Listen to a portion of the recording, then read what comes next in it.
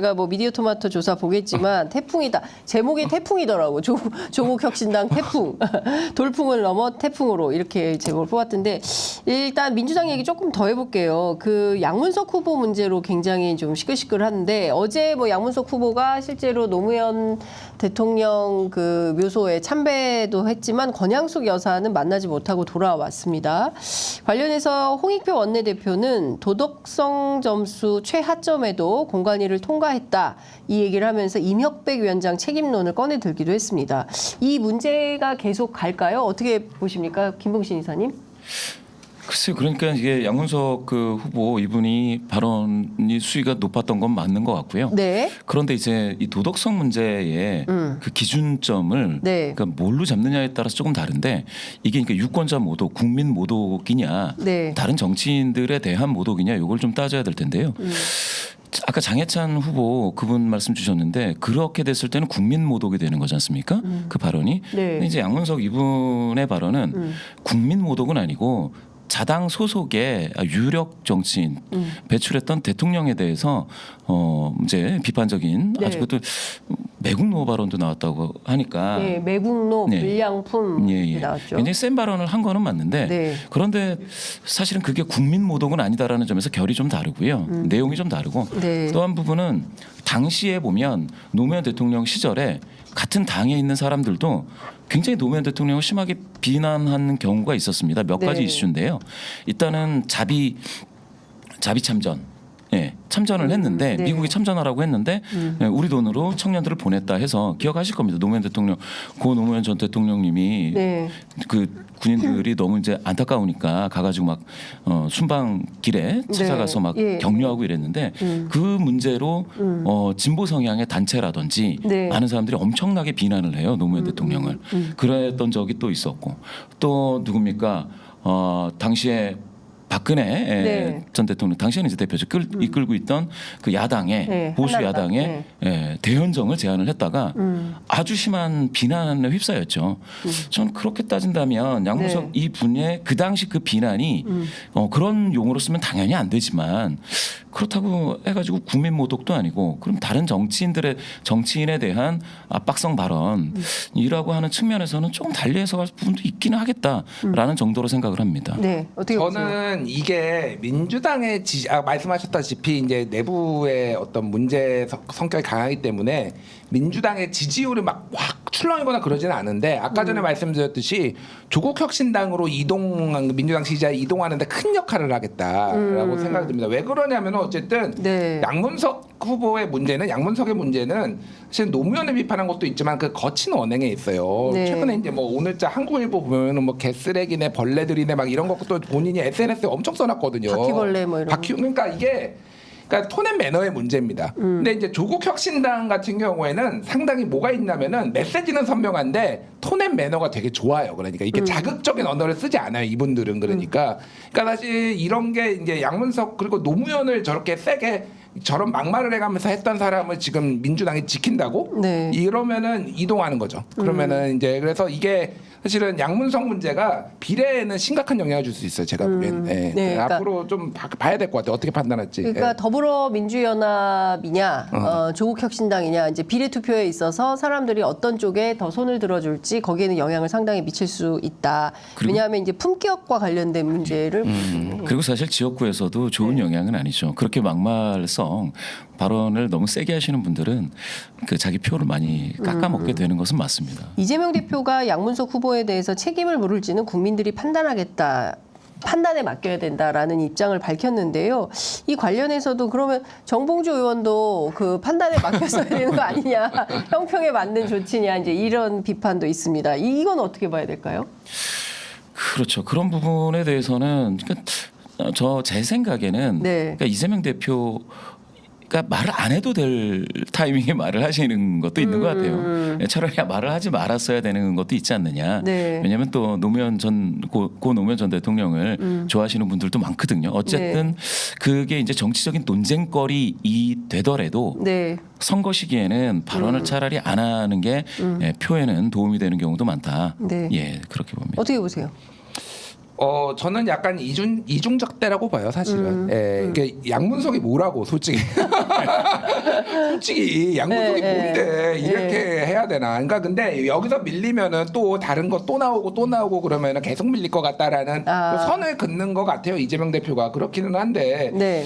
저는 사실 이제 양문석 후보 뭐 장점도 있지만은 이게 거친 언행이 두고두고 좀 문제가 될 수도 있을 것 같아요. 그리고 여기 만에 하나 이제 네. 민주당이 여기서 이것 때문에 지면은 이건 대표가 책임져야 되는 문제거든요. 공천에 대해서 그렇죠. 사실상. 예, 그래서 예. 저는 뭐 교체하는 게 맞지 않나 개인적으로 그렇게 봅니다. 뭐 양문석 빼고 민주당에 사람이 없습니까, 솔직히? 예, 뭐 얼마나 많은 사람이 있는데 이게 그리고 아까 얘기했듯이 민주당의 비례에는 좀 많은 영향을 줄 거예요. 그러니까 노무현 소위 말해서 친문으로 이어지는 이쪽의 어떤 그 지지자들은 상당히 좀 약간 정서적으로 좀 받아들이기 힘들어하더라고요. 그러니까. 네. 예. 어쨌든 뭐 지켜보도록 하겠습니다. 또 하나가 이제 강북을 경선인데요. 오늘 발표됩니다. 박용진 의원 어제 광주로 갔어요. 서울 강북을인데 광주로 갔어요. 호남으로 가가지고 본인이 이제 이런 얘기를 해요. 왜 내가 광주에 와가지고 지지 호소를 해야 되는지 모르겠다. 뭐 이러면서 현수막에 호남의 아들 박용진을 지켜주세요라고 했습니다. 조수진 변호사가 지금 전략 경선을 하게 된 분인데 이분이 부산 출생의 대구에서 크고 경북대 출신이다.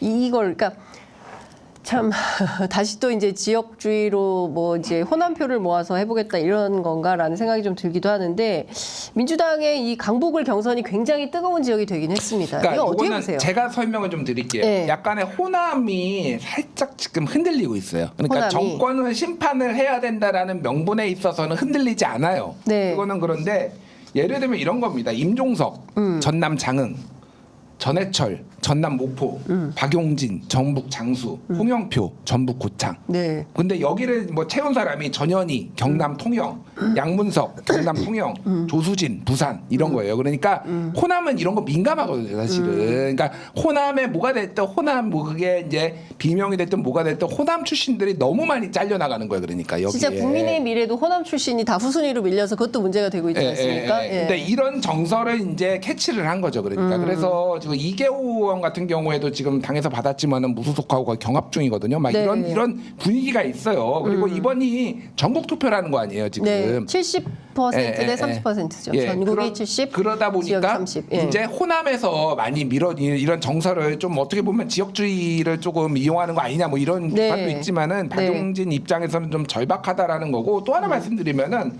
서대문 갑 있잖아요. 네. 그러니까 지금 서울에 있는 호남 향후회가 조금 흔들리고 있어요. 무슨 얘기냐면 예를 들면 서대문 갑과 이용호 의원이 나왔잖아요. 네, 예. 거기가 호남 출신이잖아요. 네. 상대 후보가 김동아 변호사인가? 네. 그분은 어디 하여간 아니에요. 호남이 아니에요. 네. 지역은 잘 모르겠지만 하여간 그분이 이제 떨어졌다가 다시 패자부활 비슷하게 호남이 올라가고. 아닐 거예요. 네. 제가 알기로. 그래서 서대문 갑 쪽의 얘기를 들어보면은 호남 향후회가 되게 어디를 이번에 지지를 해야 될지. 그게 중요하나? 그럼 되게 중요하죠. 예. 그러니까 이게 호남은 전통적으로 민주당 쪽에 지지를 했는데 이번에 약간의 그런 이제 미묘한 기류들이 있다라는 거예요. 그래서 이게 좀 변수가 될 수도 있어요. 이런 격전지에서는 예. 약간 그러니까 출향민들, 그러니까 출향 호남 출신들이 그러니까 예컨대 수도권 지역에서 어느 쪽에 표를 몰아줄 건지 서대문 갑구 같은 경우에는 그 이용호 의원이 이제 그 호남 출신이고 김동아 변호사는 호남 출신이 아니기 때문에 여기서 흔들리고 있다 이런 말씀 주셨어요. 어떻게 보세요? 아니 맞는 말씀이신 것 같습니다. 미세한 판에서는 네. 호남 향후회가 굉장히 큰 영향이 있죠. 그리고 예전에 보면 2016년에 네. 국민의당이 호남 향후회에 힘을 많이 이제 등에 업고 그렇게 당선 그 뭐 비례에서 13석 얻고 이랬었는데요. 네. 근데 박용진 의원 요 문제로 돌아가면 광주에 갔다고 해가지고 표를 많이 얻기는 좀 쉽지가 않습니다. 지금 분위기는. 그래서 저는 도대체 민주당이 왜 이런 거를 하는지 사실 잘 이해를 못 하겠습니다. 그러니까 저도 좀 이해는 안 돼요. 그러니까 이게 경선이 그러니까 이렇게까지 해야 되는지 아니, 왜 민주당이 전국 당원 투표를 해? 솔직히 나는 진짜 이해 안 된다. 그냥 한국에서 하면 되잖아. 그래도 마이너스 30에 예. 우수진 플러스 25. 예. 그러니까 박용진이 싫은 건 알겠는데 이렇게까지 해야 되나 진짜. 그러니까 박용진 이분도 그렇고 예. 당도 그렇고 예. 이 결과뻔이 글쎄요. 저는 박용진 이분도 이게 일종의 자해성인데 네. 이렇게 하지 않아도 될 일을 이렇게 전국판을 만들어서 이렇게 어떻게 보면 피철철 흘리는 이런 공천 과정을 국민들께 보여주는 게 이게 도대체 무슨 득이 의미가 있는지 있나. 예. 저는 이거는 당의 입장에서도 네. 민주당의 입장에서도 그리고 박용진 의원 이분도 그럼 나중에 아니 난 그렇게 얻어 맞았으니까 이번에 살려주세요라고 나중에 다음 판을 보려고 하는 건지 도움이 안 됩니다. 아 이건 진짜 못 봐주겠다라는 생각까지 들 정도로 네. 예 굉장히 크게 실망스러운 공천 과정입니다. 네, 그러니까요. 저는 사실 그 지역의 강북을의 유권자들 입장에서 굉장히 불쾌한 상황이 됐다고 생각해요. 그러니까 유권자들이 알아서 판단할 수 있는데 이것을 또 그 룰을 7대 3으로 만들어 가지고 전국 당원들이 당원들만 투표할 수 있도록 원래는 일반 50, 뭐 그 당원 50 이건데 그쵸. 지금은 이제 전략 경선으로 만들어서 전체 당원만 투표할 수 있고 70%가 전국에서 그리고 30%가 강북을에서 여기는 강북을의 후보를 뽑는 선거구인데 그러니까 강북을 해서 차라리 전당원 투표 100% 하든지 네. 그래서 차라리 그게 명분이 있지 왜 그리고 전국을 하는지. 그럼 어차피 이거는 조수진 후보에게 굉장히 유리한 거예요. 왜냐하면 여성 신인 가산점이 25%가 있고 박용진 의원은 30% 감산을 유지한다는 거잖아요. 그러면 해보나 마나 이렇게 상식적으로 판단하면 그럴 텐데 이렇게까지 논란과 상황을 만드는 이유가 뭔지 사실 잘못된 공천인 것 같다라고 김봉신 이사께서 비판해 주셨습니다.